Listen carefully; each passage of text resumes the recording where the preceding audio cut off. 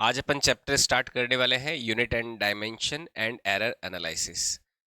जो बेसिक चीज़ें अपन पढ़ते हैं फिजिक्स में, बेसिक मैथमेटिक्स की चीज़ें, उन्हीं को आगे बढ़ाते हुए ये भी एक चैप्टर बेसिक चैप्टर है, लेकिन ये एक्चुअल में फिजिक्स का पार्ट है। बाकी जो चैप्टर्स थे जैसे इंटीग्रेशन, डिफरेंशिएशन, वेक्टर, ये सारे एक्चुअल में फिजिक्स का पार्ट नहीं थे, वो मैथ्स का पार्ट थे, है ना। लेकिन उनका यूज फिजिक्स में काफ़ी ज़्यादा अधिक होता है, अलग अलग न्यूमेरिकल्स में, अलग अलग डेरिवेशंस में। लेकिन ये जो चैप्टर है वो कोर फिजिक्स का चैप्टर है, और इस चैप्टर में कुछ चीज़ें ऐसी अपन सीखेंगे जो फिजिक्स में तो काम आती ही आती है, इसके साथ साथ आपको आपकी केमिस्ट्री में भी काम में आएगी। फंडामेंटल चैप्टर है, इससे आपकी एक समझ पैदा होती है कि फिजिक्स में जो अलग अलग क्वांटिटीज़ होती है, क्वांटिटीज़ क्या होती है जिनसे अपन आसपास की चीज़ों को मेजर करते हैं, है ना। टेम्परेचर को मेजर करते हैं तो आ, अगर हमें ठंडा या गर्म के एहसास को मेजर करना है तो टेम्परेचर काम में लेते हैं। अगर कोई छोटा है या लंबा है, बड़ा है, तो इससे मेजर करने के लिए लेंथ को काम में लेते हैं। अगर हमें कोई जल्दी आया, कोई लेट आया है, अभी क्या है, बाद में क्या होगा, उसको मेजर करना है तो हम टाइम को काम में लेते हैं। तो होता क्या है कि फिजिक्स में अलग अलग फिजिकल क्वांटिटीज होती है। तो फिजिकल क्वांटिटीज क्या होती है? ऐसी क्वांटिटीज जो हमारे आसपास होने वाले जो फिजिकल प्रॉपर्टीज में जो चेंजेस है, हमारे आसपास होने वाले जो चेंजेस होते हैं, जैसे टेम्परेचर का चेंज होता है या फिर ठंडे और गर्म का कोई चेंज अपन को फील होता है, तो उन चेंजेस को मेजर जिनसे किया जाता है यूनिवर्स की उन फिजिकल प्रॉपर्टीज के जिनके चेंजेस को मेजर करते हैं, वो क्या कहलाती है? वो फिजिकल क्वांटिटीज कहलाती है। ठीक है। आसपास का जो फिजिकल वर्ल्ड है, इसके जो भी चेंजेस हैं, उनको मेजर करने के लिए जिन हम प्रॉपर्टीज को डिफाइन करते हैं वो क्या होती है? Physical quantities. जैसे लेंथ हो गया, मास हो गया, टेम्परेचर हो गया, टाइम हो गया, है ना। फिर आता है यूनिट्स। यूनिट्स क्या होता है? यूनिट मतलब क्या? यूनिट वैल्यू मतलब one of any physical quantity is called unit of that quantity. कोई भी फिजिकल क्वांटिटी की जो यूनिट वैल्यू होगी, एक सिंगल वैल्यू जो होगी, है ना, वन वैल्यू जो होगी, वो क्या कहलाती है? उसकी यूनिट कहलाती है। समझ में आई बात? जैसे 1 kg, 1 second, 1 degree centigrade etcetera, ये क्या है? यूनिट्स हैं। कोई भी फिजिकल क्वांटिटी की यूनिट वैल्यू वो क्या कहलाएगी? आपकी यूनिट्स कहलाएगी। यूनिट्स वैल्यू का क्या यूज होता है कि कोई भी न्यूमेरिकल वैल्यू है, उसमें आप जब यूनिट का मल्टीप्लाई कर देते हो तो वो किसी भी फिजिकल क्वांटिटी का क्या बन जाता है? मेजरमेंट बन जाता है। जैसे आपने 10 कोई मास मेजर किया, लेकिन उसके पीछे आपने 1 किलो का मल्टीप्लाई किया तो वो क्या बन गया? 10 kg बन गया। तो आपने एक्चुअल में ये जो मेजरमेंट किया है वो 10 किलोग्राम में मेजर किया। 10 किलोग्राम एक्चुअल में है क्या? वो 1 kg का 10 टाइम्स है, 10 गुना है। वही क्या है आपका? 10 किलोग्राम है। इसी तरह से अगर 1 ग्राम वाले स्केल में आप काम में ले रहे थे और ग्राम वाले स्केल में कोई 10 मेजर किया है, तो आपने क्या मेजर किया है? 1 ग्राम का 10 गुना। 10 गुना यानी 10 टाइम्स मेजर किया, तो वो क्या है? 10 ग्राम है। समझ में आई बात? तो ये एक बात हमने पढ़ी, इसको ध्यान में रखना। Unit and dimension error analysis chapter है। फिजिकल क्वांटिटी को डिफाइन किया, यूनिट्स को डिफाइन किया। यूनिट्स क्या है? फिजिक जो भी हम कोई न्यूमेरिकल वैल्यू होती है उसमें जब हम यूनिट का मल्टीप्लाई करते हैं तो वो एक्चुअल में मेजरमेंट बन जाता है। फिर जो यूनिट्स का जो सिस्टम है उसका क्लासिफिकेशन देखा कि यूनिट्स कितने तरह की होती है। यूनिट्स देखो कितने तरह की होती है। एक तो होता है MKS system, metre kilogram second वाला सिस्टम। एमकेएस का फुल फॉर्म क्या है? मीटर किलोग्राम सेकंड, ये है एमकेएस। एक होता है सीजीएस। सीजीएस में हम लेंथ को सेंटीमीटर में, मास को ग्राम में और टाइम को सेकंड में मेजर करते हैं। एमकेएस में क्या करते हैं? लेंथ को मीटर में, मास को किलोग्राम में और टाइम को सेकंड में मेजर करते हैं। एक होता है एफपीएस सिस्टम। एफपीएस सिस्टम क्या होता है? Fit pound second. हम लेंथ को तो फिट में मेजर करते हैं, मास को पाउंड में मेजर करते हैं और टाइम को सेकंड में मेजर करते हैं। ये सिस्टम क्या कहलाता है? एफपीएस कहलाता है। समझ में आई बात?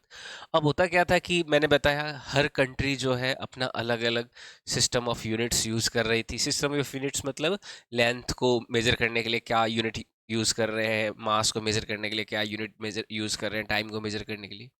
तो ऐसा पाया गया था कि अलग अलग कंट्रीज में अलग अलग स्टेट्स होते हैं, अलग अलग स्टेट्स में अलग अलग कम्युनिटीज़ होती है, तो हर जगह उनके कल्चर के अकॉर्डिंग, उनके पहनावे, उनकी ज्योग्राफी, उन सब से प्रभावित कुछ ना कुछ उनकी अपनी यूनिट्स होती थी।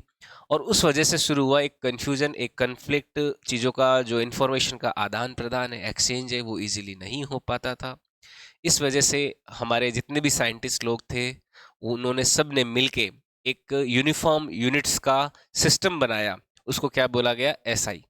ठीक है, एसआई का फुल फॉर्म क्या है? इंटरनेशनल सिस्टम ऑफ यूनिट्स, है ना। ये इंटरनेशनल सिस्टम ऑफ यूनिट्स में क्या किया गया? जो एमकेएस की जितना भी यूनिट सिस्टम है, यानी कि लेंथ को तो मीटर में मेजर करिए आप, और मास को किलोग्राम में, और टाइम को सेकंड में मेजर कीजिए। उन्होंने एमकेएस जो यूनिट सिस्टम है उसको क्या ले लिया? As a international system of unit adopt कर लिया। समझ में आई बात? तो ये अडॉप्ट कर लिया गया था ताकि हमारे पूरे वर्ल्ड में कहीं पे भी अगर कोई क्वांटिटी को मेजर किया जा रहा है, तो इंडिया में कोई मास को मेजर कर रहा है किलोग्राम में, तो वो नीदरलैंड में या फ्रांस में या कहीं पे भी किसी भी देश में वो भी किस में मेजर करे? किलोग्राम में ही मेजर करे। तो इस बात का ध्यान रखा गया, और इसको रखते हुए क्या डिजाइन कर लिया गया? इंटरनेशनल सिस्टम ऑफ यूनिट्स, जिसमें से सभी के क्या हो गए? एक समान यूनिट सिस्टम हो गया। समझ में आई बात? हालांकि अपन कभी कभी सीजीएस वगैरह यूज करते हैं, है ना। सीजीएस भी यूज होता है कुछ जगह पे, लेकिन स्टैंडर्ड जो यूनिट सिस्टम है वो क्या है लिया गया? एमकेएस का ही लिया गया। फिर मैंने बताया कि यूनिट्स के भी अलग अलग तरह से अपन इनको टाइप में बांट सकते हैं। जो क्वांटिटीज है उनके अलग अलग टाइप देख सकते हैं। पहली क्वांटिटी है फंडामेंटल यूनिट्स और क्वांटिटीज, दूसरा है डेराइव्ड यूनिट्स, और तीसरा क्या होता है? Supplementary units. यूनिट्स तीन क्लासिफिकेशन में हम अपन बांट सकते हैं: fundamental, derived and supplementary. Fundamental units कौन सी होती है, या फंडामेंटल क्वांटिटीज कौन सी होती है? Those units oblique quantities which do not depend upon any other quantity are called fundamental quantities। ठीक है, ऐसी क्वांटिटीज जो दूसरे किसी भी दूसरे क्वांटिटी पे डिपेंड नहीं करती, है ना, वैसी क्वांटिटीज क्या कहलाती है? फंडामेंटल क्वांटिटीज कहलाती है। जैसे आपको मास को मेजर करना है, लेंथ को मेजर करना है, टाइम को मेजर करना है, तो ये सीधा डायरेक्टली ही हमें नेचर से मिल जाती है। इनको मेजर करने के लिए हमें कोई दूसरी क्वांटिटी मेजर नहीं करनी पड़ेगी कि ये बाद में आए।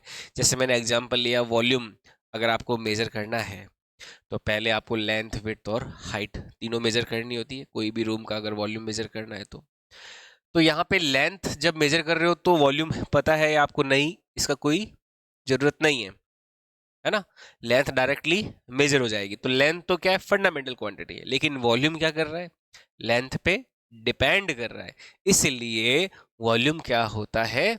डिराइव्ड क्वांटिटी होता है, और लेंथ क्या होता है? फंडामेंटल क्वांटिटी होता है। तो फंडामेंटल क्वांटिटीज जो इंडिपेंडेंट होते हैं, किसी भी दूसरी क्वांटिटी पर डिपेंड नहीं करते, वो क्या कहलाते हैं? फंडामेंटल क्वांटिटीज कहलाते हैं। और डिराइव्ड क्वांटिटीज कौन होते हैं? वो क्वांटिटीज जो फंडामेंटल क्वांटिटी पे डिपेंड करते हैं, वो क्या कहलाते हैं? डिराइव्ड क्वांटिटी कहलाते हैं। ठीक है, जैसे वॉल्यूम, डेंसिटी, वेलोसिटी, ये सारे क्या है? डिराइव्ड क्वांटिटीज है। क्यों? क्योंकि ये दूसरी फंडामेंटल क्वांटिटीज पर डिपेंड कर रही है। समझ में आई बात? तो ये हमें ध्यान में रखना है। फिर मैंने आपको एक बड़ा इंपॉर्टेंट पॉइंट बताया।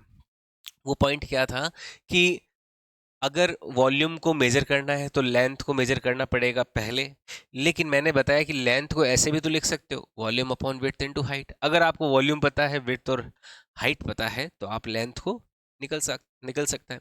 तो यहाँ से देखो तो इस फॉर्मूले से लग रहा है कि लेंथ फंडामेंटल है, वॉल्यूम डेराइव्ड है। लेकिन इस फॉर्मूले से लग रहा है कि लेंथ डेराइव्ड है, वॉल्यूम क्या है? Fundamental.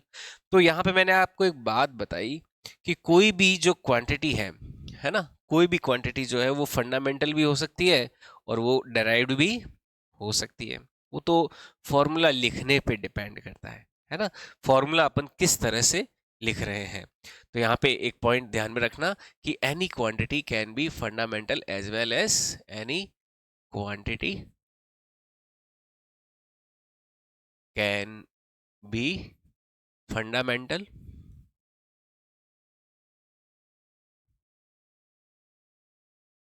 As well as derived. वो तो किस पे डिपेंड कर रहा है कि हम फॉर्मूला कैसे लिख रहे हैं।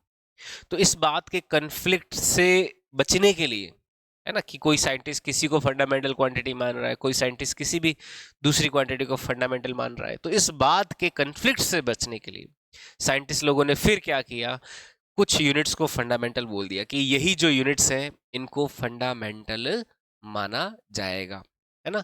जैसे mass, length, time, current, temperature, amount of substance and luminous intensity. Mass को किलोग्राम में, लेंथ को मीटर में, टाइम को सेकंड में, करंट को एम्पियर में, टेम्परेचर को केल्विन में, अमाउंट ऑफ सब्सटेंस को मोल में और लुमिनस इंटेंसिटी को कैंडेला में। ये 7 यूनिट्स को साइंटिस्ट लोगों ने बोल दिया कि यही क्या की जाएगी, फंडामेंटल क्वांटिटीज मानी जाएगी। इसको बोलते हैं 7 फंडामेंटल यूनिट्स।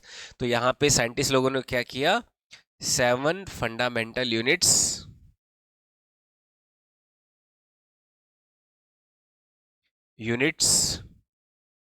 were adopted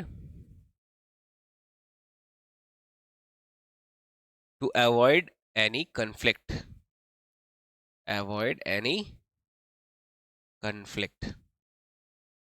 ठीक है, किसी भी conflict को अवॉइड करने के लिए 7 फंडामेंटल यूनिट्स अडॉप्ट की कर ली गई। और ये किसने की, ये जो संस्थाएं होती है जो इस तरह के स्टैंडर्ड चीजें प्रैक्टिस करती है, एक तो होती है IUPAC, international union of pure and applied chemistry, और एक होती है IUPAP। जैसे ये केमिस्ट्री की स्टैंडर्ड जो केमिस्ट्री है उसको बनाने वाली संस्था है। तो IUPAP क्या है, ये फिजिक्स की है, देखो, international union of pure and applied physics, एक फिजिक्स की स्टैंडर्ड संस्था है, international union of pure and applied physics. तो इन्होंने क्या किया, ये कुछ स्टैंडर्ड प्रैक्टिसेस बना दी कि इन्हीं क्वांटिटीज को फंडामेंटल माना जाएगा, इसके अलावा कोई भी दूसरी क्वांटिटी को फंडामेंटल नहीं माना जाएगा। अच्छा, इन्हीं को ही क्यों फंडामेंटल माना गया, बाकी दूसरी क्वांटिटीज ने कोई क्या गुनाह किया था, कोई पाप किया था जो उनको फंडामेंटल नहीं माना गया? इसके पीछे क्या लॉजिक दिया गया कि ये जो क्वांटिटीज है, जो 7 फंडामेंटल क्वांटिटीज मानी गई है, इनके इनकी जो एक तो कुछ पॉइंट्स थे कि इनको क्यों माना जा रहा है, इसके लिए ये माना गया कि एक तो इनको मेजर करना आसान होना चाहिए। जैसे अगर मैं बात करूं, करंट को मेजर करना आसान है बजाय कि चार्ज को मेजर करना, इसलिए करंट को क्या माना गया, फंडामेंटल माना गया, लेकिन चार्ज को नहीं माना गया।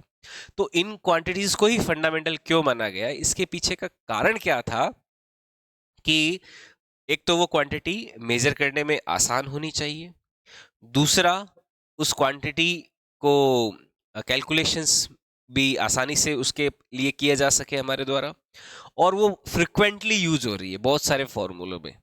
ये 2-3 बातों का ध्यान में उन्होंने रखा, और रखने के बाद में ये डिसाइड किया कि ये जो 7 क्वांटिटीज है इन्हीं को क्या माना जाएगा, फंडामेंटल क्वांटिटी की तरह ट्रीट किया जाएगा।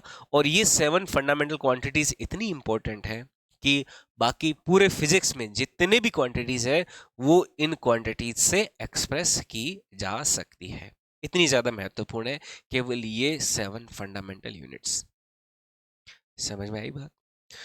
फिर मैंने बताया कि जो यूनिट्स का टाइप है उसमें फंडामेंटल होता है, एक डेराइव्ड होता है, और एक और होता है जिसको बोलते हैं सप्लीमेंट्री यूनिट्स। सप्लीमेंट्री यूनिट्स क्या होता है, उनका उसको डिफाइन किया कि ऐसी क्वांटिटीज जो जिनका खुद का कोई यूनिट नहीं होता। जैसे मैंने एग्जांपल लिया कि एंगल है, एंगल बराबर क्या होता है, आर्क अपॉन रेडियस, आर्क भी लेंथ है, रेडियस भी क्या है, लेंथ। लेंथ को जब लेंथ में डिवाइड किया तो क्या आया, यूनिटलेस क्वांटिटी आई, ऐसी क्वांटिटी जिसका कोई यूनिट नहीं होगा। तो अब ये जो क्वांटिटी है, अगर कोई यूनिट नहीं है तो एंगल को कोई बिना यूनिट के ऐसे लिखेंगे तो फिर पहचानेंगे कैसे कि ये जो वैल्यू आई वो एंगल की आई है? है ना। और एंगल आप देखते हो हर जगह यूज होता है, बार बार यूज होता है एंगल की वैल्यूज। तो उसके लिए क्या किया गया, एंगल को डिग्री और रेडियन नाम की यूनिट्स दी गई, है ना। डिग्री भी दिया जाता है, रेडियन में भी नापते हैं ना अपन एंगल को। तो ये डिग्री और रेडियन एक्चुअल में यूनिट नहीं है, लेकिन इनको एज ए एक्सटर्नल सपोर्ट के हमने यूनिट दिया है, सप्लीमेंट के तौर पे यूनिट दिया है, इसीलिए इनको क्या बोलते हैं, सप्लीमेंट्री यूनिट्स बोलते हैं। तो the quantities which do not have units of their own are given additional units, such units are called supplementary units. समझ में आई बात। दो एग्जाम्पल है इसका, एक तो अपना simple plane angle. Plane angle क्या है, जो किसी प्लेन में बनने वाला angle, plane angle arc upon radius, जिसको रेडियन और डिग्री में मेजर किया जाता है। और दूसरा है सॉलिड एंगल। सॉलिड एंगल क्या होता है, जो थ्री डायमेंशनल एंगल जो होता है, थ्री डी में जो एक एंगल होता है, जैसे कोई स्फेयर है, स्फेयर में कोई कर्व हम का कोई छोटा सा पार्ट लिया, तो उस कर्व के पार्ट को मेजर करने के लिए जो हम थ्री डायमेंशन में एंगल यूज करते हैं, वो क्या होता है, सॉलिड एंगल होता है। समझ में आई बात। तो यहां तक हम अभी यूनिट डायमेंशन में पढ़ चुके हैं। अब देखो यूनिट एंड डायमेंशन में कुछ चीजें लेते हैं, जैसे एक टेबल हमें बड़ी इंपॉर्टेंट सीखनी होती है। ये टेबल क्या है, समझना ध्यान से। ये टेबल है power of 10, table for power of 10, table for power of 10। देखो 10 की कुछ पावर्स होती है जिनके लिए कुछ स्पेशल सिंबल का यूज किया जाता है। जैसे 10⁻³ है तो उसके लिए किलो यूज किया जाता है, 10⁻³ है तो उसके लिए मिली यूज किया जाता है, 10⁻² है तो उसके लिए सेंटी यूज किया जाता है। तो ऐसे एक इंपॉर्टेंट टेबल होती है 10 की पावर के लिए, और वो हमें न्यूमेरिकल्स में बहुत ज़्यादा काम आती है। तो यहाँ पर लेते हैं 10th का पावर, यहाँ पे तो ले लेते हैं 10th पावर, फिर उसका नाम क्या है ना, उसका सिंटेक्स क्या है, और फिर उसका सिंबल क्या है, किस सिंबल से उसको डिनोट किया जाता है। जैसे जो शुरुआत है अपन करेंगे 10⁻⁻15 से, 10⁻⁻ जो -15 होता है उसका सिंटेक्स होता है, इसको बोलते हैं फेमटो। क्या बोलते हैं, फेमटो। और सिंबल होता है इसका स्मॉल एफ। ठीक है। क्या मतलब इस बात का कि अगर कहीं पे लिखा हुआ है 1 फेमटोमीटर, तो इसका मतलब क्या है, ये 1 इंटू एफ की वैल्यू क्या है, 10⁻⁻15 मीटर है। यानी कि 1 फेमटोमीटर किसको रिप्रेजेंट करता है, 10⁻⁻15 मीटर को रिप्रेजेंट करता है। 10⁻⁻15 के बाद नेक्स्ट लेते हैं 10⁻⁻12, इसको बोलते हैं पीको। क्या बोलते हैं, स्मॉल पी, इसमें सिंबल होता है पीको, इसका सिंबल हो गया स्मॉल पी। कहीं पे लिखा हुआ है 1 पिकोमीटर, 1 पिकोग्राम, है ना। ये देखो केवल मीटर में ही नहीं, ग्राम में भी यूज कर सकते हैं। जैसे 1 पिकोग्राम लिखा हुआ है तो इसका मतलब क्या है, ये 1 इंटू 10⁻⁻12 ग्राम को इंडिकेट कर रहा है। समझ में आई बात। 1 इंटू 10⁻⁻12 ग्राम को इंडिकेट कर रहा है, 1 पिकोग्राम। फिर 10⁻⁹ आता है, ये होता है नैनो। क्या होता है, नैनो में नैना, नैनो में सजना, तो ये क्या होता है, नैनो। नैनो का सिंबल होता है स्मॉल एन। कहीं पे भी लिखा हुआ है 1 नैनोमीटर, तो इसका मतलब क्या है, 1 नैनोमीटर जो है वो किसके इक्वलेंट है, वो इक्वल है 1 इंटू, आपको तो बस एन की वैल्यू रखनी है जो कितनी है, 10⁻⁻9 है। अच्छा, 10⁻⁻9 के अलावा एक वैल्यू होती है 10⁻⁻10। क्या होती है, 10⁻⁻10 जो मीटर होता है, खाली मीटर के लिए यूज होता है ये, इसको बोलते हैं 1 आर्मस्ट्रॉन्ग। क्या बोलते हैं, 1 आर्मस्ट्रॉन्ग किसके इक्वल होता है, 10⁻⁻10 के इक्वल होता है। ये आर्मस्ट्रॉन्ग है, ए के ऊपर छोटा सा बिंदी लगा दिया जाता है। ठीक है, आर्मस्ट्रॉन्ग में क्या करते हैं, ए के ऊपर थोड़ा सा छोटा सा बिंदी लगा देते हैं, आर्मस्ट्रॉन्ग।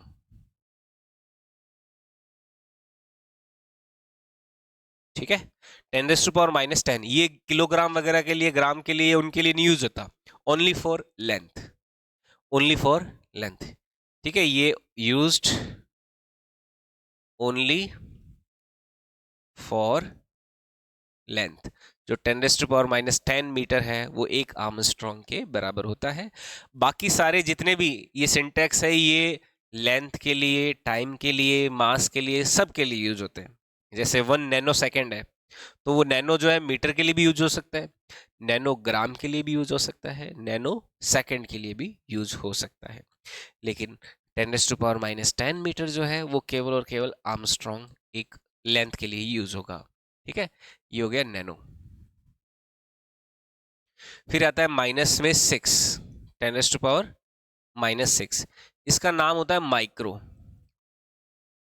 ठीक है, इसका सिंबल होता है म्यू, इस तरह से। ठीक है, 1 micro farad, 1 micrometre, 1 microgram, 1 micro second. तो कहीं पे भी म्यू लिखा हुआ है, जैसे 1 माइक्रो सेकेंड लिखा हुआ हो, 1 माइक्रो सेकेंड, या फिर म्यूएस लिखा है, या 1 माइक्रोग्राम लिखा हुआ है, तो इसका मतलब कितना है, 1 × 10⁻⁻6 ग्राम की बात हो रही है। समझ में आई बात? तो 10⁻⁻6 क्या होता है, माइक्रो होता है। फिर आता है 10⁻⁻3, इसको बोलते हैं मिली। क्या बोलते हैं, मिली। मिली का सिंबल होता है स्मॉल एम। जैसे मिली सबसे ज्यादा यूज होता है मिली लीटर में, एमएल में। जैसे 1 ml होता है, 1 ml, तो इसका मतलब क्या है, 1 × मिली, स्मॉल एम क्या हो गया, मिली। मिली मतलब 10⁻⁻3, और लीटर मतलब हो गया एल। तो 1 ml कितना होता है, 10⁻⁻3 लीटर के बराबर होता है। समझ में आई बात?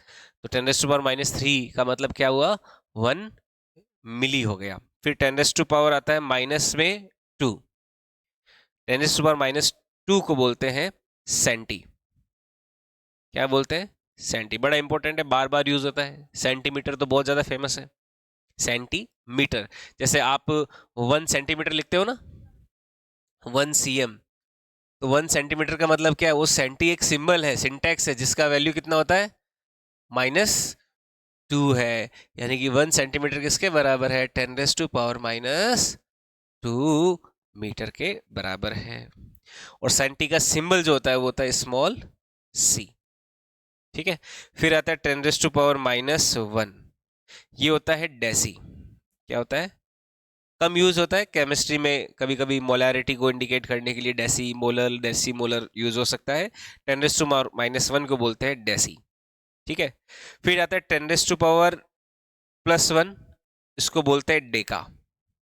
क्या बोलते हैं, डेका। सिंबल होता है कैपिटल डी। फिर आता है 10⁻+3, इसको बोलते हैं किलो। क्या बोलते हैं, देखो किलो दो जगह बड़ा इंपॉर्टेंट यूज होता है। एक तो किलो यूज होता है किलोग्राम के लिए, है ना, जैसे 1 kg, तो उसका मतलब क्या है, 1 × 10⁻³ ग्राम के बराबर है। मतलब ये किलो जो के है कैपिटल, इसका मतलब क्या है, 10⁻³ है। और कहाँ यूज होता है, किलोमीटर में, जैसे 1 किलोमीटर है, तो वो कितने मीटर के बराबर हो गया, किलो मतलब 10⁻³ इंटू मीटर। समझ में आई बात? तो किलो यहाँ पे यूज होते हैं। तो ये सारे साथ साथ में मैं एग्जांपल्स भी ले रहा हूँ इन सिंटेक्स के। तो 10⁻³ हो गया किलो, किलो का सिंबल हो गया कैपिटल के। हो गया,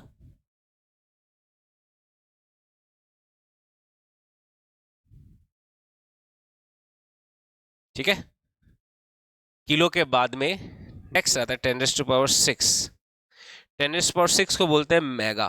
क्या बोलते हैं, मेगा। मेगा का सिंबल होता है कैपिटल एम। देखो पावर 3 ऐड हो रहा है, -15 से -12, -9, -6, -3। फिर -3 के बाद में मैं -2, -1 और +1 लिया हूं, लेकिन उसके बाद में वापस 3, 6, 9, 12, 15 तक जाएगा। तो 10⁻⁶ क्या होता है, मेगा। जैसे आप गाना सुनते हो तो 6 MB का गाना होता है ना, 6 MB का गाना नेट से डाउनलोड करते हो, तो उसका मतलब क्या है, 6 × 10⁻⁶। बी मतलब होता है बिट्स। क्या होता है, बिट्स। यानी कि 6 × 10⁻⁶ बिट्स का गाना है। और एम का मतलब क्या है, मेगा, मेगा मतलब 10⁻⁶। जैसे 4 किलोवाट, 4 मेगावाट पावर के लिए यूज होता है ना, मेगावाट। तो मेगावाट का मतलब क्या है, मेगा एम, एम मतलब क्या, 10⁻⁶ वॉट के बराबर है। समझ में आई बात। तो 10⁻⁶ क्या होता है, मेगा। उसी तरह से 10⁻⁹ जो होती है वो होता है गीगा। क्या होता है, गीगा, कैपिटल जी।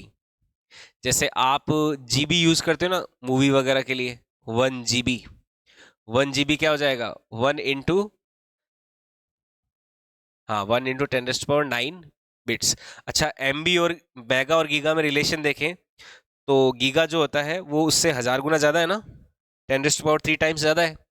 तो जो 1 GB होता है वो किसके बराबर हो जाता है, 1000 MB के मेगाबाइट के बराबर हो जाएगा, है ना। क्योंकि इसमें देखो 1000 का मल्टीप्लाई करोगे तब क्या आएगा, 10⁻⁹ आएगा ना।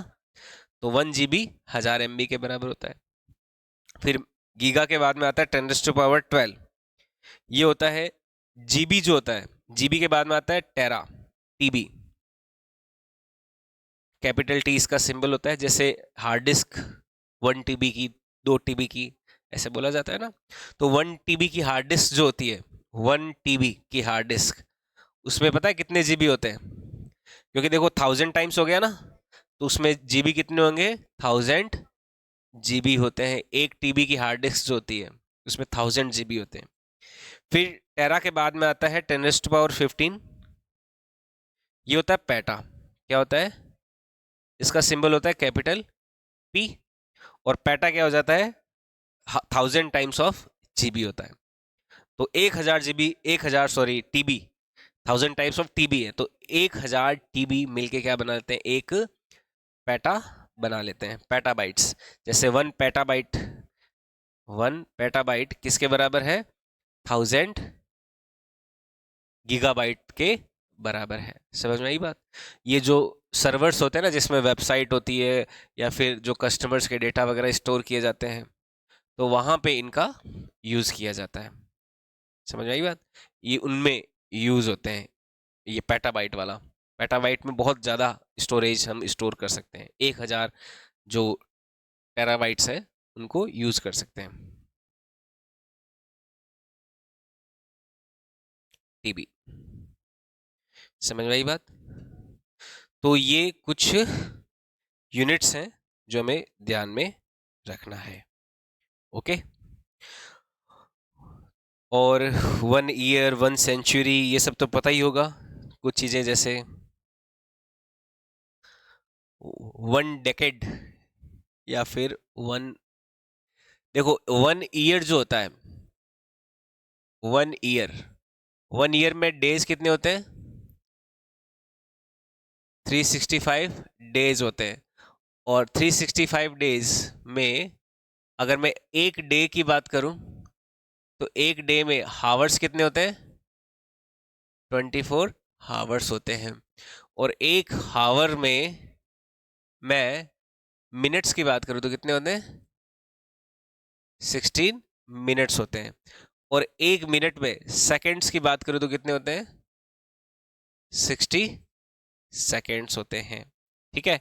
और अगर 1 हावर में मुझे टोटल सेकंड्स देखने हैं तो ये तो कितने हो गए, 60 मिनट हो गए। सेकंड में कन्वर्ट करना है तो उस मिनट को भी किस में करोगे, 60 सेकंड में कन्वर्ट कर दोगे तो कितना आता है, 3600 सेकंड। तो जो 1 हावर होता है उसमें सेकंड्स कितने होते हैं, 3600 सेकंड होते हैं। समझ में आई बात। 1 डिकेड जो होता है, 1 डिकेड, ये क्या होता है, 10 ईयर्स का टाइम होता है। 10 ईयर्स के टाइम को क्या बोलते हैं, 1 डिकेड बोलते हैं। 1 सेंचुरी किसको बोलते हैं, 1 सेंचुरी होती है 100 ईयर्स का लाइफ टाइम। मतलब 100 ईयर्स का कोई अगर टाइम है तो उसको कंबाइनली क्या बोला जाता है, 1 सेंचुरी बोला जाता है। एक लेंथ को मेजर करने की एक यूनिट होती है लाइट ईयर्स। क्या होती है, लाइट ईयर्स। लाइट ईयर्स क्या होता है कि एक ऐसी लेंथ, देखो लाइट जो होती है ना, वो लाइट को ट्रेवल करने में समय लगता है ना। एक जगह से दूसरी जगह में लाइट ऐसे क्विकली नहीं पहुंच जाती। अपन को तो लगता है कि स्विच ऑन किया ट्यूबलाइट से, लाइट सीधा अब तक तुरंत पहुंच गई, पर ऐसा नहीं होता। लाइट को एक जगह से दूसरी जगह तक जाने में समय लगता है। और जैसे सन से अर्थ तक लाइट पहुंचती है तो उसमें 8 मिनट का समय लगता है ना। और ऐसे ही अगर लाइट पूरे 1 साल तक चलती रहे, है ना, लाइट जो होती है, लाइट की स्पीड बहुत ज़्यादा होती है, और ये पूरे 1 साल तक चलती रहे, तो उस 1 साल तक लाइट फॉर 1 ईयर, मान लो 1 साल तक ये चलती रहे, तो उस दौरान जो लेंथ कवर होगी उसको क्या बोलते हैं? 1 लाइट ईयर बोलते हैं। तो 1 लाइट ईयर क्या होता है? Distance travelled by light in 1 year of time. Distance travelled by light for 1 year, in 1 year, light in 1 year. 1 साल में जो लाइट डिस्टेंस ट्रेवल करती है वो क्या होती है? डिस्टेंस 1 लाइट ईयर होती है। जो लाइट की स्पीड होती है, स्पीड ऑफ लाइट, जिसका सिंबल होता है सी, क्या होता है?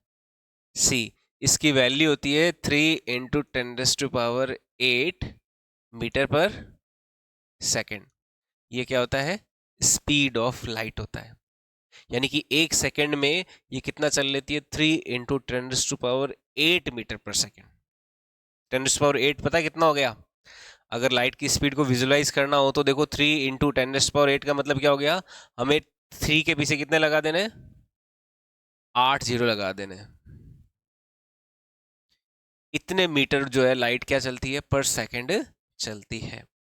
तो ये कितना हो गया देखो, मैं इसको अगर 3000 को 3 किलोमीटर ले लूं, तो 2 2 4 1 5, तो ये क्या हो गया? 3 लाख किलोमीटर। 3 लाख किलोमीटर पर सेकेंड। 1 सेकेंड में यहां से 3 लाख किलोमीटर चली जाती है, 3 लाख किलोमीटर आगे चली जाती है लाइट 1 सेकेंड में। इतनी ज्यादा फास्ट चलती है लाइट। समझ आई बात? तो लाइट की स्पीड बहुत होती है। जब गैलेक्सीज होती है या स्टार्स हो गए, जो उनकी जो डिस्टेंस है हमसे, क्योंकि किलोमीटर में मेजर करने बैठे हैं तो वो बहुत ज़्यादा हो जाती है, तो उसे हम किस से मेजर करते हैं? लाइट ईयर से मेजर किया जाता है। समझ में आई बात? तो 1 साल में लाइट जितना ट्रैवल करती है वो क्या होता है? लाइट ईयर होता है। ठीक है। अब देखो एमकेएस से सीजीएस में कैसे कन्वर्ट किया जाए, कन्वर्जन ऑफ यूनिट देखते हैं। जैसे हमने एमकेएस यूनिट्स पढ़ी, हमने सीजीएस यूनिट्स पढ़ी, हम देखते हैं कि एमकेएस से सीजीएस में कैसे कन्वर्ट किया जाए। तो कन्वर्जन ऑफ यूनिट्स पढ़ते हैं, बड़ा इंपॉर्टेंट टॉपिक है। Conversion of units. देखो इसमें कई तरह के मेथड बताए जाते हैं, लेकिन अपन सीधा न्यूमेरिकल को सॉल्व करते हुए ही मेथड समझेंगे कि कैसे कोई भी यूनिट का कन्वर्जन किया जाता है। जैसे मान लो आपको ग्रेविटेशन जो कांस्टेंट है, ग्रेविटेशन कांस्टेंट कैपिटल जी, जैसे एग्जांपल के तौर पे value of universal gravitation constant, universal gravitation constant, जिसको सिंबल होता है कैपिटल जी, इन एमकेएस सिस्टम। इसकी एमके सिस्टम में कैपिटल जी की वैल्यू दे रखी है 6.77 इंटू 10⁻⁻11, और इसका जो यूनिट है जी का, वो यूनिट है अपना न्यूटन इंटू मीटर, या फिर यूनिट इसका है newton metre square upon KG square. Newton metre square upon KG square. ये किसमें? एमके सिस्टम में। आपको क्या करना है? इसको कन्वर्ट करना है, convert this value in CGS system, in CGS system. तो CGS में ये वैल्यू क्या होगी? MKS में तो कितनी है? 6.77 इंटू 10⁻⁻11 है। यही सेम वैल्यू CGS में क्या होगी? अब देखो CGS में अगर निकालना है तो CGS में निकालने के लिए हम क्या करेंगे? जो हमारा MKS में मास है वो किलोग्राम में होता है, लेंथ मीटर में होती है। CGS में क्या हो जाएगा? लेंथ सेंटीमीटर में हो जाएगी और मास किस में हो जाएगा? ग्राम में हो जाएगा। यही तो कन्वर्जन होगा, है ना? अब देखो यहाँ पे एक और चीज, जो न्यूटन होता है, न्यूटन फोर्स बराबर ma था ना? तो फोर्स का अगर यूनिट n है, मास kg है, एक्सेलरेशन का होता है मीटर पर सेकेंड स्क्वायर। क्या होता है? तो न्यूटन क्या होता है अपना? kg इंटू मीटर पर सेकेंड स्क्वायर होता है न्यूटन की वैल्यू। तो यहां पे देखो g की जो वैल्यू है, g की एक्चुअल में वैल्यू कितनी है? 6.77 इंटू 10⁻⁻11 है। उस न्यूटन को भी मैं क्या करता हूं? किलोग्राम, मीटर और सेकंड में कन्वर्ट कर देता हूं। तो एक न्यूटन किसके बराबर होता है? किलोग्राम इंटू मीटर पर सेकंड स्क्वायर के बराबर होता है। इंटू क्या है? मीटर स्क्वायर, अपॉन क्या है? केजी स्क्वायर है। मैंने क्या की? न्यूटन की वैल्यू रख दी यूनिट सिस्टम में, रख दिया।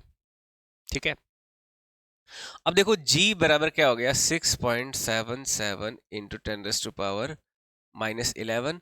केजी से केजी कैंसिल, मीटर का क्यूब हो जाएगा ऊपर और नीचे हो जाएगा सेकंड का स्क्वायर, और ये हो गया केजी, केवल एक ही रह गया, रह गया। अभी देखो ये क्या आई है? एमकेएस में आई है। अपन को इसको किस में कन्वर्ट करना है? सीजीएस में कन्वर्ट करना है। सीजीएस का मतलब क्या? जो मीटर है, मीटर तो होना चाहिए सेंटीमीटर में, इसमें, ठीक है। जैसे एक मीटर जो होता है, सेंटीमीटर क्या होता है? जैसे एक सेंटीमीटर जो है कितने मीटर के बराबर है? 1 × 10⁻⁻² मीटर के बराबर है। या फिर एक मीटर किसके बराबर हो गया? 100 सेंटीमीटर के बराबर हो गया ना। 10⁻⁻² को नीचे लाए फिर ऊपर लेके गए, तो 1 मीटर किसके बराबर हो गया? 100 सेंटीमीटर के। इसी तरह से 1 किलोग्राम जो है वो किसके बराबर होता है? 1000 ग्राम के बराबर होता है ना। अब मैंने एक आपको चीज बताई कि देखो न्यूमेरिकल वैल्यू जो है, इसके साथ ये जो यूनिट्स लगी हुई है, ये क्या है? उन क्वांटिटीज की यूनिट वैल्यू है। क्या है? यानी कि ये क्या है? 1 मीटर क्यूब है, ये 1 सेकंड स्क्वायर है, और ये क्या है? 1 केजी है। तो सेकंड को तो वैसे ही रखना है, क्योंकि एमकेएस से सीजीएस में जाना है, तो हमें किसको छेड़ना है? मीटर को और किलोग्राम को छेड़ना है। इस मीटर को ग्राम में कन्वर्ट करना, और इस मीटर को सेंटीमीटर में कन्वर्ट करना, और इस किलोग्राम को ग्राम में कन्वर्ट करना है। तो यहाँ पे देखो जी की वैल्यू में क्या चेंजेस आएगा? 6.77 इंटू 10⁻⁻11 इंटू मीटर क्यूब। देखो एक मीटर को क्या लिख सकता हूँ? 100 सेंटीमीटर लिख सकता हूँ ना। तो यहाँ पे क्या है? एक मीटर का स्क्वायर है, हम ऐसा मान के चलेंगे। तो उस 1 मीटर के स्क्वायर को क्या लिख देंगे? 100 सेंटीमीटर का होल स्क्वायर लिख दिया। लिखा? क्या लिख दिया? 100 सेंटीमीटर का होल स्क्वायर, उस मीटर को लिख दिया। नीचे सेकंड स्क्वायर है, उसको तो एज इट इज रहने देंगे। सेकंड स्क्वायर को as it is. Kilogram, 1 kilo को क्या लिख सकते हैं? 1000 ग्राम लिख सकते हैं ना। और उसका भी क्या हो गया? नहीं, उसका स्क्वायर नहीं होगा, खाली केजी रह जाएगा, पावर 1 ही है। समझ में आई बात? तो 1 केजी को लिख दिया 1000 ग्राम, 1 मीटर को लिख दिया 100 सेंटीमीटर, और पावर 2 है या 3 है? पावर 3 है, तो यहाँ पे पावर क्या आ जाएगी? 3। ठीक है, अब देखो इनको सॉल्व करते हैं, तो जी की जो वैल्यू आएगी वो आ जाएगी 6.77 इंटू 10⁻⁻11 इंटू 100 का स्क्वायर क्या हो गया? देखो 10⁻2 हो गया 100, तो 10⁻2 का पावर 3 कितना हो गया? 10⁻6, और ये क्या हो गया? Centimetre cube. ये पावर क्या है? 10 का पावर 2, और 10 के पावर 2 में जब पावर 3 करोगे तो क्या हो जाएगा? 6। 10 की पावर 2 का पावर 3 क्या हो जाएगा? 6। डिवाइडेड बाय 1000 नीचे है ही, यानी कि 10⁻³ है ही। और ये क्या हो गया, सेकेंड स्क्वायर और इनटू ग्राम हो गया ना। अब देखो 10⁻³ ऊपर ले गए तो 10⁻6 में से 10⁻³ गया, कितना बचा, 10⁻³ प्लस का बचा, प्लस के 3 को माइनस का 11 लिया तो क्या हो गया 6.77 इंटू 10⁻11 में से देखो ये 10⁻11 है और उसमें क्या कर दिया, प्लस का 3 कर दिया, तो जो वैल्यू आ जाएगी हमारी कितनी आ जाएगी, माइनस का 8 आ जाएगी। तो ये क्या आ जाएगा 10⁻8 centimetre cube divided by second square into gram, ये वैल्यू आ जाएगी। ये क्या आ गई, जी की वैल्यू किस में आ गई, किस में आई है जी की वैल्यू, सीजीएस यूनिट में आ गई। सीजीएस जो यूनिट सिस्टम है उसमें आ गई। हमें एमकेएस यूनिट सिस्टम में दे रखी थी, यानी कि मीटर किलोग्राम सेकंड वाले सिस्टम में हमें वैल्यू दे रखी थी, लेकिन हमने इसे किस में कन्वर्ट कर दिया, सेंटीमीटर ग्राम सेकंड वाले सिस्टम में कन्वर्ट कर दिया। समझ में आई बात। तो इस तरह से यूनिट्स का कन्वर्जन करते हैं। आपको क्या ध्यान में रखना है, ये जो सिंबल्स होता है ना, ये एक्चुअल में क्या है, उस फिजिकल क्वांटिटी की यूनिट ही है। तो आप यहाँ पे 1 newton 1 metre square 1 KG square मान लो, या फिर 1 metre cube 1 second square 1 KG मान लो, और इन्हीं को ही क्या करो आप दूसरे फॉर्म में कन्वर्ट कर दो, और फिर कैलकुलेशन करोगे तो क्या आ जाएगा, एग्जैक्ट आंसर आ जाएगा। सबसे बढ़िया और सबसे अच्छा तरीका है यूनिट कन्वर्जन करने का, यूनिट्स को कन्वर्ट करने का। ठीक है, जैसे एक सवाल और कि मान लो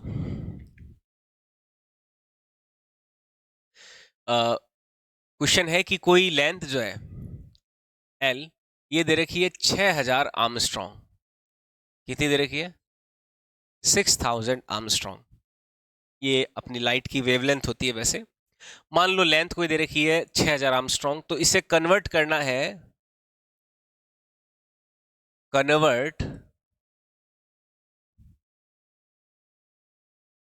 convert this length into micrometer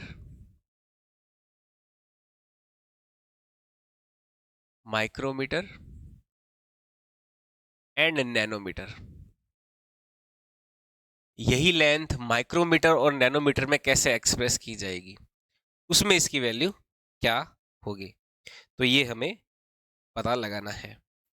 ठीक है, ये कितने माइक्रोन के बराबर है, या कितने माइक्रो के बराबर है, कितने नैनोमीटर के बराबर है। समझ में आई बात। तो देखो इस सवाल को सॉल्व करेंगे, हमें पता है कि 1 माइक्रोमीटर कितने मीटर के बराबर होता है, 10⁻⁻6 मीटर के बराबर होता है। यानी कि 1 मीटर किसके बराबर हो जाएगा, 1 मीटर बराबर आ जाएगा 1 माइक्रोमीटर डिवाइडेड बाय 10⁻⁻6, -6 को इधर लेके चला गया, यानी कि 1 मीटर किसके बराबर है, 1 मीटर किसके बराबर है, 10⁻+6 माइक्रोमीटर के बराबर है ना। अब देखो इस चीज का यूज हम इस क्वांटिटी को, हमारी लेंथ दे रखी है 6000 आर्मस्ट्रॉन्ग। अच्छा, एक आर्मस्ट्रॉन्ग किसके बराबर होता है, कितने मीटर के बराबर होता है, -10 मीटर के बराबर होता है। ये आर्मस्ट्रॉन्ग, इसको एक आर्मस्ट्रॉन्ग ही तो मान के चलना है ना। तो लेंथ क्या हो गई 6000 इंटू 1 आर्मस्ट्रॉन्ग, इसको ऐसे लिख दिया, लिख सकते हैं ना। और उस 1 आर्मस्ट्रॉन्ग की वैल्यू क्या हो जाएगी, 6000 इंटू 1 आर्मस्ट्रॉन्ग कितना हो गया, 10⁻⁻10 मीटर हो गया। ये पावर 3 इसको दे दिया तो ये हो जाएगा 6 इंटू 10⁻⁻10 है प्लस 3 है, तो कितना हो गया, माइनस का 7 मीटर हो गया। अब देखो इस पूरे को ऐसे लिख सकता हूँ 6 इंटू 10⁻⁻7 इंटू ये मीटर क्या हो जाएगा, 1 मीटर हो जाएगा। फिर उस 1 मीटर की वैल्यू किस में रख दोगे, माइक्रोमीटर में रख दोगे, तो ये वैल्यू क्या आ जाएगी 6 इंटू 10⁻⁻7 इंटू 1 मीटर को लिख दिया 10⁻6 माइक्रोमीटर, लिख दिया। अब इनको मल्टीप्लाई किया तो क्या आ जाएगा 6 इंटू 10⁻, कितना -1 हुआ क्या, 10⁻⁻1 माइक्रोमीटर। 10⁻⁻1 को यहाँ पे दे डेसिमल के साथ तो कितना हो जाएगा 0.6 माइक्रोमीटर। ये आंसर आ जाएगा। समझ में आई बात? तो 6000 आर्मस्ट्रॉन्ग कितने माइक्रोमीटर के बराबर है? 0.6 माइक्रोमीटर के बराबर होता है। ऐसे ही 6000 को अगर नैनोमीटर में कन्वर्ट करना है तो नैनोमीटर के लिए क्या करेंगे? क्योंकि 1 नैनोमीटर जो होता है वो किसके बराबर होता है? 10⁻⁹ मीटर के बराबर होता है। यानी कि 1 मीटर किसके बराबर है? -9 नीचे लाओगे ऊपर जाएगा तो किसके बराबर हो गया? 10⁹ 10⁹ प्लस का हो जाएगा नैनोमीटर के बराबर है। अब यही जो वैल्यू यहां से देखो, क्योंकि 6000 आर्मस्ट्रॉन्ग किसके बराबर है? 6 × 10⁻⁷ इंटू 1 मीटर के बराबर है ना? इसको ऐसे लिख सकते हैं। और 1 मीटर कितने नैनोमीटर के बराबर है? 6 × 10⁻⁷ इंटू 1 मीटर कितने नैनोमीटर के बराबर है? 10⁹ नैनोमीटर के बराबर है। 9 में से 7 गए, कितने बचे? 2। 10⁻2 तो ये हो गया 6 × 10⁻2 नैनोमीटर, या फिर इसको ऐसे लिख सकते हैं 600 नैनोमीटर। ये आंसर आ गया। आया आंसर? तो 6000 आर्मस्ट्रॉन्ग कितने माइक्रोमीटर के बराबर है? 10⁻6 माइक्रोमीटर के बराबर है। और 6000 आर्मस्ट्रॉन्ग कितने नैनोमीटर के बराबर है? 600 नैनोमीटर के बराबर है, 0.6 माइक्रोमीटर के बराबर है। तो यूनिट कन्वर्जन करना समझे? कैसे करते हैं यूनिट कन्वर्जन? जो आपके यहाँ पे वैल्यू होती है यहीं पे, इसी को क्या मानना है आपको? 1 वैल्यू मान के करना है। उस 1 वैल्यू को फिर आप रिप्लेस करते जाइए, उससे आपका क्या हो जाएगा? यूनिट कन्वर्जन बड़ा आसानी से हो जाएगा, कोई दिक्कत नहीं आएगी। यहाँ पे कुछ एग्जांपल्स दिए हुए हैं, ये आपको सॉल्व करने हैं। ठीक है? तो इस तरह से हमारा यूनिट कन्वर्जन होता है। और हमने आज क्या क्या पढ़ा? एक तो टेबल पढ़ी है पावर ऑफ 10 की, है ना? उससे पहले ये फंडामेंटल यूनिट्स और वगैरह उनके बारे में भी पढ़ा। तो अभी तक देखो सारा एक बार रिवाइज करा देता हूँ। यूनिट एंड डायमेंशन में फिजिकल क्वांटिटी की डेफिनेशन, फिर यूनिट्स क्यों यूज होती है, उनका फंडामेंटल, यूनिट एक्चुअल में क्या है, 10 kg का मतलब क्या है, 10 × 1 kg, ऐसा मान के हमेशा दिमाग में रखना। आपको सवाल में कभी भी यूनिट कन्वर्जन वाला जो पोजीशन है उसमें कभी भी गलती नहीं होगी। फिर यूनिट सिस्टम के टाइप, एमकेएस होता है, सीजीएस होता है, एफपीएस होता है और एसआई होता है। 4 तरह के यूनिट सिस्टम है। एफपीएस में फीट पाउंड सेकंड होता है, सीजीएस में सेंटीमीटर ग्राम सेकंड होता है, एमकेएस में मीटर किलोग्राम सेकंड होता है। एसआई मतलब क्या? International system of unit. उन्होंने क्या किया? सभी जगह पे यूनिफॉर्मली यूनिट्स को यूज किया जाए। उन्होंने कुछ यूनिट्स को स्टैंडर्ड बोल दिया, उन्होंने एमकेएस सिस्टम को स्टैंडर्ड यूनिट्स माना और उनमें उन्होंने कुछ यूनिट्स को ले लिया। फिर उन यूनिट्स के टाइप क्या होते हैं? Fundamental, derived and supplementary. Fundamental ऐसी यूनिट्स होती हैं जो किसी दूसरी यूनिट पे डिपेंड नहीं करती। डेराइव्ड यूनिट्स वो होती है जो फंडामेंटल पे डिपेंड करती है। सप्लीमेंट्री यूनिट्स कौन सी होती है? जिनका खुद का तो कोई यूनिट नहीं होता, जिनका खुद का कोई यूनिट नहीं होता लेकिन अलग से अपन उनको यूनिट देते हैं। जैसे एक प्लेन एंगल हो गया और सॉलिड एंगल हो गया, ये क्या है? अपने सप्लीमेंट्री यूनिट्स हैं। फिर फंडामेंटल यूनिट्स कौन होगा कौन नहीं होगा उस झगड़े को दूर करने के लिए 7 फंडामेंटल यूनिट सिस्टम दिया गया। ठीक है? और ये फिर यूनिट कन्वर्जन के लिए हमने 10 की पावर का एक टेबल बनाया जो याद रखना है हमेशा, और उसमें आर्मस्ट्रॉन्ग वगैरह इनका क्या मतलब है।